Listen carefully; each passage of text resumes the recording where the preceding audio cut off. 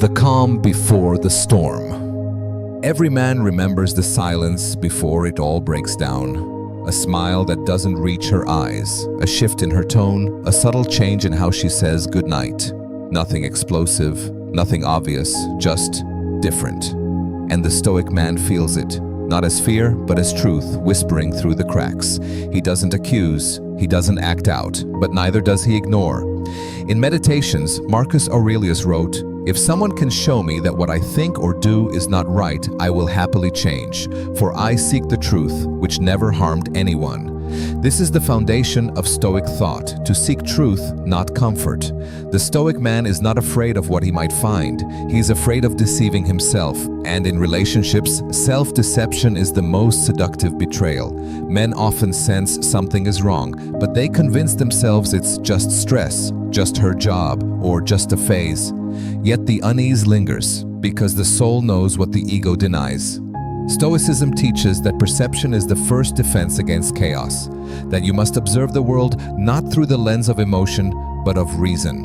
When something feels off, don't dismiss it, examine it. As Epictetus reminded us, you are not troubled by things, but by your opinion about them.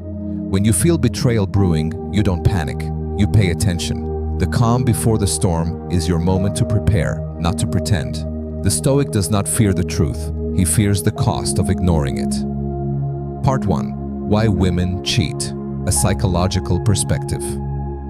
Infidelity is not always physical. In fact, for many women, it rarely begins that way. It starts in the mind. In the story, she tells herself about what she lacks, about what she's not getting, about who you've become, or who she imagines you no longer are. You see, most men assume cheating is about lust. But for many women, it's about validation, significance, attention. She wants to feel seen again. It begins with a void, emotional neglect, perceived or real. Maybe she's stopped feeling beautiful, desired, understood. Maybe life has gotten routine, and routine feels like death to the parts of her that crave novelty and emotional charge. A man smiles at her, listens more attentively than you did last month, and suddenly he's not just a friend. He's a mirror showing her a version of herself she misses. Seneca warned us, most powerful is he who has himself in his own power. But many women have not yet mastered that power. They search for it in others, especially in the eyes of men. Her betrayal isn't always planned. It's emotional drift, followed by rationalization. Epictetus put it bluntly, if you want to improve, be content to be thought foolish and stupid. Likewise, if you want to protect your peace, be willing to see what most men don't want to see. This is not to excuse her, it's to understand the pattern, so you never find yourself blindsided again. Clarity is protection. Know the emotional needs that fuel betrayal.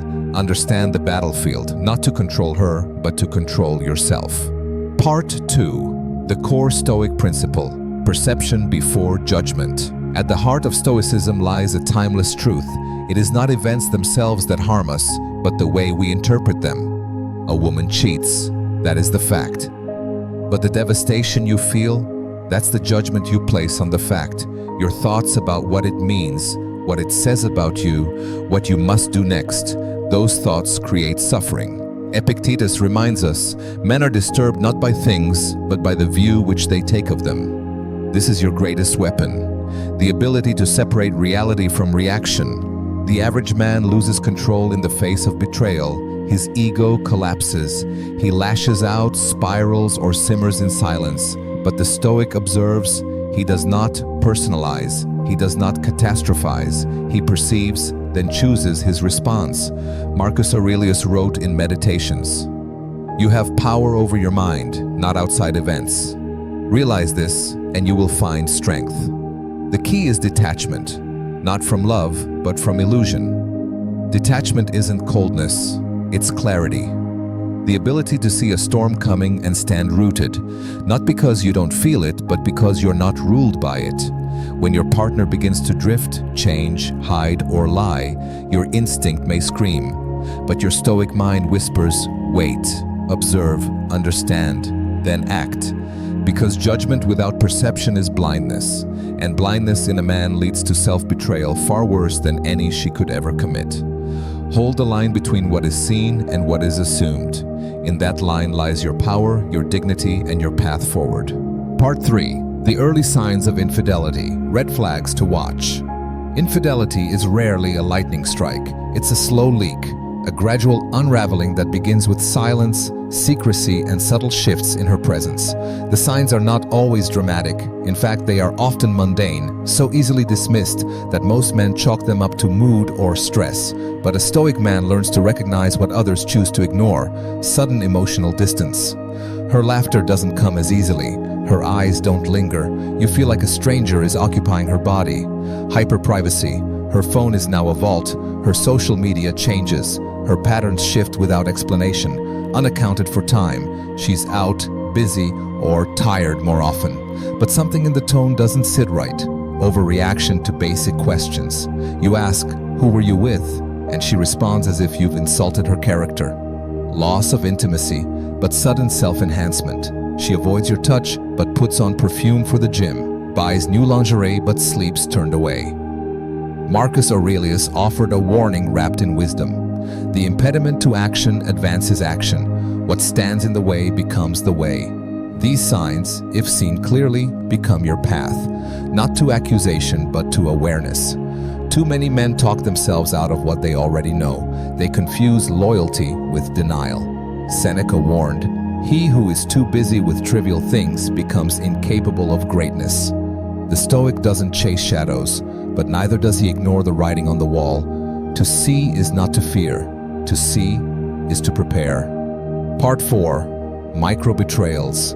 The silent signals. She thinks you won't notice. Before a woman cheats, she tests. She doesn't always leap into betrayal. She steps, quietly, slowly. Testing your awareness, testing your standards, testing how much she can get away with. These are microbetrayals, small acts of disloyalty that erode the foundation of trust long before anything physical occurs. She begins with a flirt, a text to an ex, a work husband she doesn't mention until you ask. You raise an eyebrow and she says, "Relax, it's harmless." But the Stoic man knows harmlessness ends where secrecy begins. She may hide behind jokes. She may laugh it off. She may call you insecure for noticing.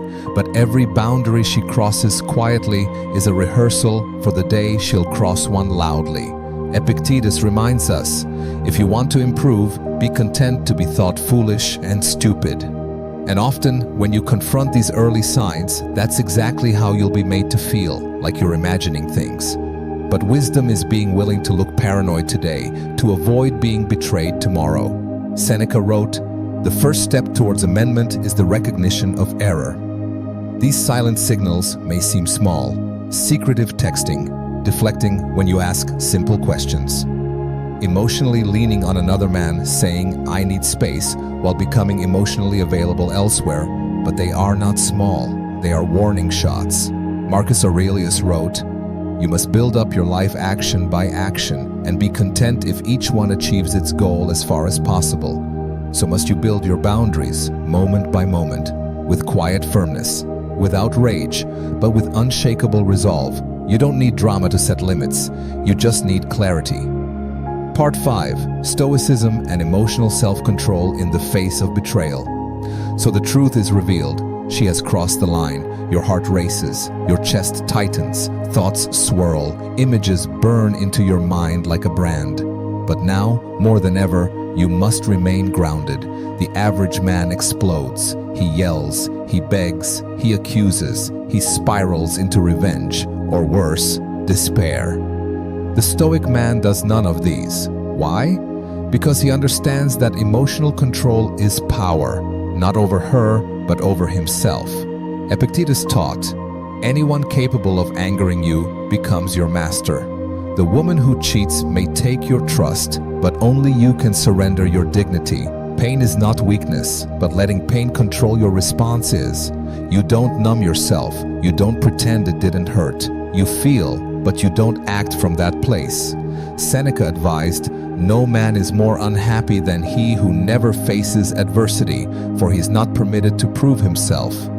This moment is your trial, your proving ground. It's easy to be calm when life is kind, but when betrayal enters your home and you still choose reason over rage, that is Stoic virtue.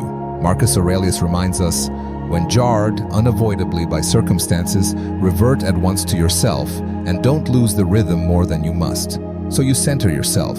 You assess. What are your boundaries? What does this say about her and about what you must now do? Revenge is tempting, but it will only prolong the wound. Let her go in silence, not to punish her, but to preserve you.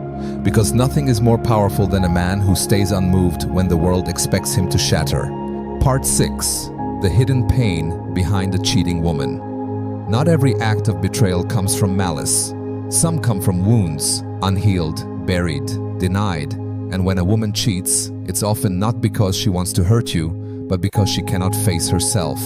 The truth is, many women carry childhood scars, emotional insecurities, abandonment issues, or a deep sense of unworthiness. They search outside for what was never built within. And so they run from discomfort, from stillness, from the slow rhythm of loyalty, toward the temporary high of attention, novelty, and escape. But make no mistake, her pain does not excuse her betrayal. Seneca warned, "He who does not prevent a crime when he can, encourages it." If you allow her to inflict damage upon you simply because she's hurting, you've become a silent accomplice in your own destruction. Marcus Aurelius reflected, "The best revenge is to be unlike him who performed the injury." To stay when she no longer respects you is to disrespect yourself. To heal her while bleeding from her actions is not strength, it's self-sacrifice without wisdom. Epictetus advised, "Don't demand that things happen as you wish, but wish that they happen as they do, and you will go on well." She may cry, she may blame you, she may even hate herself, but that is her burden, not yours. You can have compassion without attachment. You can understand her pain and still walk away from it. You are not her therapist. You are not her savior. You are a man with values. And when someone uses their wounds as weapons, you must protect your peace, not repair their chaos. Part 7. What a Stoic man must remember. When the dust settles and the tears dry, the Stoic man must sit with one truth. He was not defeated, he was revealed to himself. Because betrayal is not just the end of a relationship, it's a mirror, a harsh one. It forces you to look at what you tolerated, what you overlooked, what parts of yourself you abandoned in the name of love. And now, the choice is yours. Do you stay broken, or do you rebuild? Not from rage, but from reason. Marcus Aurelius once wrote, "You have endured worse, and yet you have survived. Do not dishonor the strength that brought you here." The Stoic man does not seek to punish her, he seeks to realign with his values. He remembers, loyalty is not submission, love must not cost peace. Forgiveness is not permission for repeated harm. Seneca reminds us, a man is as miserable as he thinks he is. And so you shift your perspective, you stop asking, why did she do this to me? And you begin asking, what will I do for myself now? You were not made to beg for love. You were not born to be tolerated, ignored, or betrayed. Epictetus declared, first say to yourself what you would be, and then do what you have to do. So define who you are, not by the woman who left you, but by the principles you choose to live by now. You walk away, not because you're weak, but because you've grown strong enough to stop watering a garden that bears no fruit. This is not the end. This is the return to yourself. Final reflection, from betrayal to brotherhood. You are not the only one. There are countless men, strong, silent, stoic, carrying wounds behind their eyes, betrayed not only by the woman they loved, but by a society that taught them to suffer in silence, to man up, to deal with it. But the Stoic man knows silence is not always strength. True strength is shared wisdom. Your pain is not meaningless. It can become a torch. Marcus Aurelius wrote, waste no more time arguing about what a good man should be. Be one, and that begins now. You've walked through betrayal. You've stood in the fire. You didn't burn, you reforged. Now it's time to lead, to help other men who are still stuck in the fog, not by preaching, but by embodying the principles. discipline, clarity, emotional sovereignty. You don't need revenge, you need remembrance of who you are. Epictetus said, "Don't explain your philosophy, embody it. Your presence, your poise, your peace, that's your proof. Let your life show others that betrayal does not define you. Your response to it does. And when another man looks into your eyes and sees quiet understanding, sees fire turned into focus, pain turned into purpose, he will remember that he too can rise." Seneca reminds us, "No man was ever wise by chance. You didn't choose this betrayal, but you can choose what it makes of you. Not bitter, not broken, but brotherhood forged in fire. This is not the end of your story, it is the beginning of your mission. Walk on, Stoic."